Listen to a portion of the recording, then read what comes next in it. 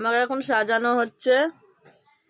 এই যে আমার মুখ আনবি না, তোর মুখ দেখাচ্ছি না, এটা হচ্ছে আমার বোনই সাজাচ্ছে। ওর মুখ দেখাবো, ভীষণ রূপসী তো, ওর মুখ দেখানো যায় না, ঠিক আছে? এটা আমার কুটনি বোন সাজিয়ে দিচ্ছে আমাকে। যদি হয়েছে রে আমাকে ভূতনি দেখতে, তো তো একটা হাত সাজিয়ে দিচ্ছে বলে মানুষ বলে আমি প্রফেশনাল মেকআপ করছি। হ্যালো, বন্ধ কর তো ক্যামেরাটা। তোমরা দেখবে আমাকে কেমন লাগছে। যদি ভূতনি লাগে তাহলে তোর খ্যার নেই। ফোন মানে ফটোশুট, সরি ফটোশুট। এটাই ব্যাকগ্রাউন্ড অতটা আসবে না। না না না, এখানে হচ্ছে আমার মেকআপ, এই যে, আর এইখানে হচ্ছে আমার ভাইয়ের ফটোশুট, এই যে ফটো ক্যামেরাম্যান। চোখ বন্ধ।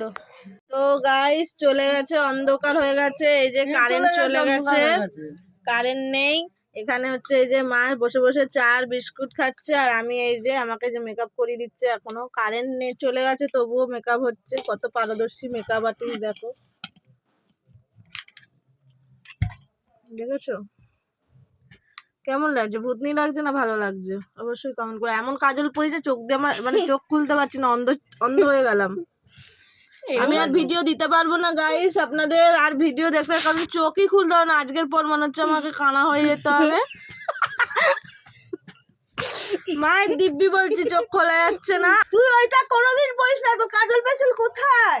ও কাজল পেন্সিল ওখানেই রয়েছে। তো কাজল পেন্সিল দিবি তো। কেন দিলে? চোখ জ্বালা করছে, কষ্ট পাচ্ছে। এগুলো হচ্ছে কুটনিরা এরকম করে। এটা হচ্ছে আমার কুটনি বোন, এই যে কুটনি বোন এরকম করে। কুটনিরা দেখো এত সুন্দর মেকআপ করেছে, এক চোখটাকে আমার কি করে দিল। এটা হচ্ছে কুটনি বোনের অবস্থা। এরকম কার কার বাড়িতে এরকম কুটনি বোন আছে অবশ্যই জানাবে।